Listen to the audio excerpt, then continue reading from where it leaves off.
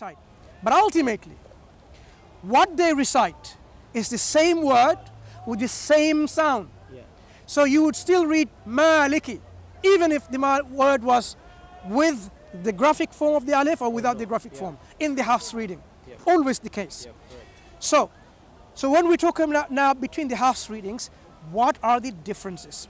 Are there differences in terms of extra chapters or less of a chapter? Surah. They're the same. Hafs, they're the same. They're exactly 114 surahs. Yep. What about the number of ayat? The number of ayat in the Hafs reading is exactly the same, nothing different. Yep. All articulated and vocalized the same. Yep. When we talk about the different qira'at, Yep. in the qira'at, we know from the example of Umar bin al-Khattab and Hisham bin Hakim about the issues of Surah Al-Furqan, right? When he was reciting in prayer and Umar said, this is not how the Prophet taught me to recite. They went both back to the Prophet ﷺ and the Prophet said, okay, you recite. And he recited the way the Prophet taught him. So both recited the Prophet taught him, even though there were noticeable differences. So these differences were on the levels of word level, using a different verb form, ending of a verb form or a letter word form, or even a synonymous form, for example.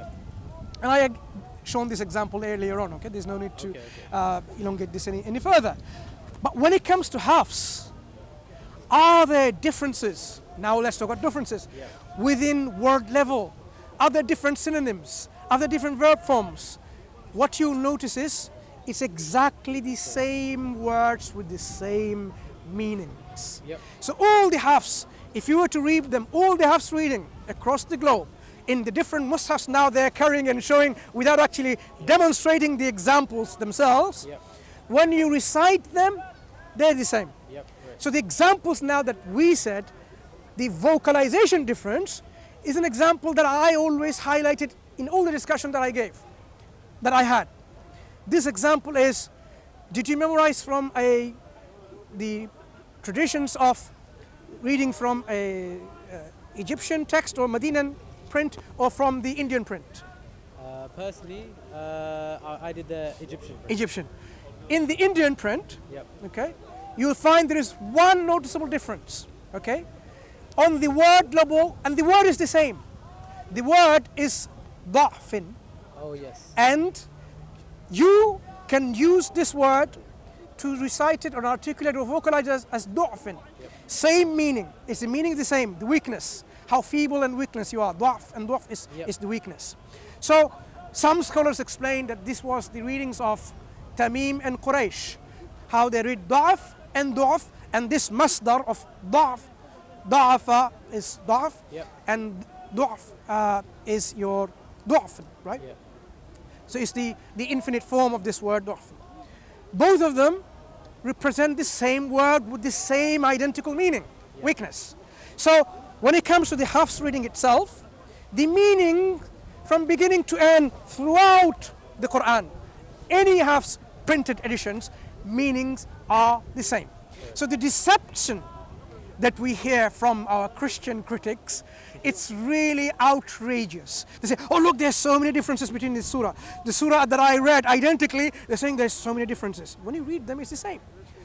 So we don't claim the Quran is, in the Hafs reading, is identical, because our transmission history tells us Imam Hafs read, Walaikum Assalam wa rahmatullah. Imam Hafs read in both ways and transmitted it as da'fin and du'fin.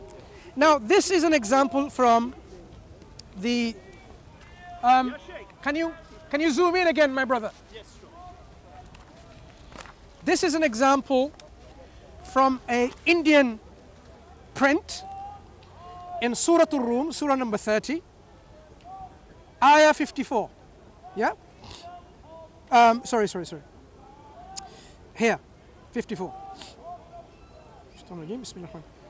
الله الذي خلقكم من ضعف ثم جعل من بعد ضعف ثم جعل من بعد ضعف قوة ثم جعل من بعد قوة ثم جعل من بعد قوة ضعفا وشيبة يخلق ما يشاء وهو العليم القدير. You see, Allah الذي خلقكم من ضعف. But in the other prints we will read ضعف. Look what it says here. If you were to read this, قرأ حفص بضم الضاد وفتحها في الثلاثة لكن الضم مختارة. So Imam Hafs read with the fatha and the dhamma in the three places, but of course he says the dhamma is the chosen or the preferred one. Okay, so now we find the only one noticeable difference that we talk about is daf and dof. I have mentioned this in most of the discussion that I have on the issues of qira'at, whether it was in my discussion with Adnan on the ladder, whether it was on the very debate itself. I was telling them it is preserved even to the level of da'fin and du'fin. But guess what? It went into blind ears. Maybe they didn't even understand what I was talking about. Then how can I have so-called claimed they're identical? Even though the word is the same, the meaning is the same, identical in the meaning. But the sound of and vocalization is different. Okay? So this is what we mean by preservation, even to this level of dots and letters and sound. Some people wonder, and I've noticed this, how can you say the Quran, the readings have been preserved to the sounds? Yes, that's the sound. Da'fin and du'fin. See how the sounds have been preserved. So this is the level on the degree of preservation of the readings when we talk about the qira'at. Now, what's interesting is in that discussion that I had, right? I just want to see what I did say. This Quran prints of the Hafs reading, they are there to facilitate reading, right? Did we have the shadda and the mad before in the Uthmanic consonantal skeleton? No. Of course not. So these were introduced later to help facilitate the reading. So what they're coming up with now, look, in the perhaps, this is what they're, it was so difficult to speak to them. Do you know why? When I wanted to have a discussion after Maghrib Salah, so let's actually talk about it. And I was only able to talk about one example which I read identically in recitation. It was identical. And I wasn't able to continue the discussion any further because the lady says, look, since you don't know Arabic, I just said, that's it, the game is over. Officially, I'm not going to talk to you anymore. Because this is the level of joke. This is a joke. This is Decepticons, in action. You asked me to read the Arabic and you then telling me I don't read the Arabic. I don't know Arabic. Why do you ask me? So I said, that's it. Clearly I read it to you, recited to you in Arabic. And then you're coming up with this, very filthy level of polemics, saying, oh, I don't know Arabic. What's the point of talking to you? I mean, there's no point. That's why the discussion didn't proceed. But what we managed to take is one example which I read identically. But in the printed examples that I was reading from the two mushafs, maybe there was one of them had a shadda, another than didn't. Like today in the Egyptian or the Medinan prints, for example, when a word, at the end of the word, a letter is sakin. Like when you say, for example, man. So man, the last letter noon sound doesn't have any vowels in it. It's not a or e or u. It's just man. Totally no haraka in it. In the Egyptian or Medinan prints, now you will see there is no signs over it of the sukun. Okay? If you go to the Indian prints or Iranian others, they'll write a inverted V like this. Like this sign. Okay? To tell you that this particular letter, you have to do sukun on it. It's a sakin letter. So you have to read man. You can't read mana or manu or mani, you have to read man. So even without this symbol, you should still read man. Why? Because these levels of orthography or the symbol of orthography at the end of the mushaf, it explains it. Now I have a mushaf here with me, Mushaf. Can you hold on to this, brother? This is the Mushaf printed in, brother, can I have a zoom in again, my brother? This is a Mushaf printed, of course, in Saudi Arabia, okay? Mushaf of Medina, Medina Nabawiyya, okay? Very famous, very well known, beautiful Mushaf. I prefer to read this Mushaf, very beautiful. So if you see, let me give you some example here. وَمَا أَنْتَ بِهَادِ الْعُمِّ عَنْ ضَلَالَتِهِمْ عَنْ. On the noon, there is no vowel signs. Yep. On the noon here, there is no vowel signs. Yep. Now, but I still read an. Yep. Okay? How do I read an? Because when at the end they talk about ta'rif هذا المصحف الشريف, and they will tell you اصطلاحات الضبط, how the Quran, this particular mushaf, should be read or recited. So symbols of like this, or like a dot, like a circular symbols like this, or these things, yeah? So when you have the examples of harakatain, dhamma, yeah? So all of them, they actually tell you at the end how to read this, yeah? Yep. This sign, which is the alama of mad. Yep. So Muslims don't have a problem in articulating and reciting this mushaf, the Quran, in that print.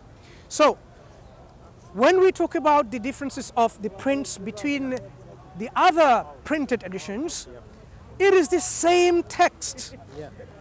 When you articulate with the rules that they give you at the end of the mushaf, or they tell you as your teacher has taught you. Yeah. So if you really think about it, if you ask somebody what is the Quran comes down to one definition, which is the speech of Allah. So the point is how it's written, in the sense what's written where, for you to understand how to recite it. In the end, you're reciting exactly the same how Allah said it. Is that correct? Yeah, you're reciting how Allah has transmitted His speech through the angel Jibreel alayhi salam, through this medium to Muhammad sallallahu alayhi salam, who recited to the companions. They memorized it, and those scribes who were appointed, they wrote it down and they recited back to him. And that's how the Quran has been transmitted in these two forms. So when we talk about the differences now, what are these differences we highlighted? The differences are to do with orthography. Now, am I just claiming this, or is this the consensus of even the scholars? Now, this is an example of a PhD. PhD done by Adrian Brocket in the 1980s, 1984. University of St. Andrews. Studies in two transmissions of the Quran. He looked at the transmission of Warsh and Hafs, and he gave, within his PhD, the variations between the Hafs copies. Between the Hafs. The whole chapter 3, yeah. So can I see that title? Yeah. Variation between the Hafs Oh, copies. the Hafs would be Shu'ba and Hafs. No. This is the other. Hafs, between the Hafs itself. The traditions I mentioned to you, the Indian tradition, the Northwestern African, I understand. excuse me, the Persian, so there is Egyptians and South African, I think they've got one. No. So let's start again. There's 5 broad categories: Indian, Persian, Egyptian, North African, and what was the other one I said? Did I mention Iranian? Yeah, Iranian is the 5th one. Then. No, Iranian and Persian is the same. Okay. Okay. Turkish, beg your pardon. Turkish tradition. Because at one point the Quran was, as I said earlier, the Quran was written by hand. When the Quran was then printed in lithographical editions, then they were able to print it. Initially, they would have the prints in colored forms, like with the vocal alif. They would write it in graphic form with a colored symbol like red. But when it's printed in black and white, you can't do that anymore. So they continue with this transmission of even writing the sounded alif, which is, not necessarily the graphic form of the alif, but they continue with this tradition. That's fine, because it's just facilitation of it. But nowadays you will see that there is a constant move of going back to the Uthmanic consonantal skeleton and then having these signs and symbols to facilitate the reading from that Uthmanic text. And this is what we say should be the case. Okay, this is the best thing to do. So he gave examples of variations between the Hafs copies. Now, does he say between the Hafs copies he discovered in his PhD there are different chapters, there are different ayats, there are different words? Of course not. What does he say? Let's see what he says. Most of the variations simply concern orthography or recitation. And it must be said at the outset that none has any effect on the meaning of the text. Let me repeat it again. It must be said at the outset that none has any effect on the meaning of the text. Within a given transmission, such as Hafs, that never varies. Within a given transmission, with all this Hafs variation, that never varies. It must also be said that there is no clear dividing line between reading and chanting.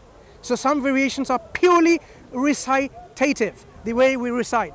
So now I will go into examples of what are these variations in recitation which we talk about, and this is what, when we say, is preserved.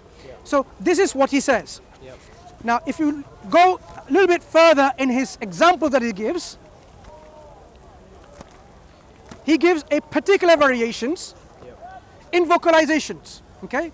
And he says about Surah 30:54, ضعف ضعف, the example that I have been covering in the park for God knows how many months. And the example which I just mentioned to you again, because this is a well-known example, both acceptable reading of Hafs, okay? And we know that this is how it's been preserved, subhanallah. This is the level of meticulous preservation, because this all comes down from the Prophet sallallahu alaihi wasallam, how he taught. And another example he gives here is a'jamiyun. Do you know the example of a'jamiyun? Do you want to enlighten me what this is? Yeah, so you say Allah says in the Quran, أعوذ بالله من الشيطان الرجيم ولو جعلناه قرآنا أعجميا لقالوا لولا فصلت آياته أعجمي وعربي. So you say the أعجمي, you don't actually, there's two, like if you want to say alifs, but the second one there's a specific way of pronouncing it. So you don't pronounce it as a, the first one is a, the second one is between a and a ha. They say أعجمي وعربي, like that.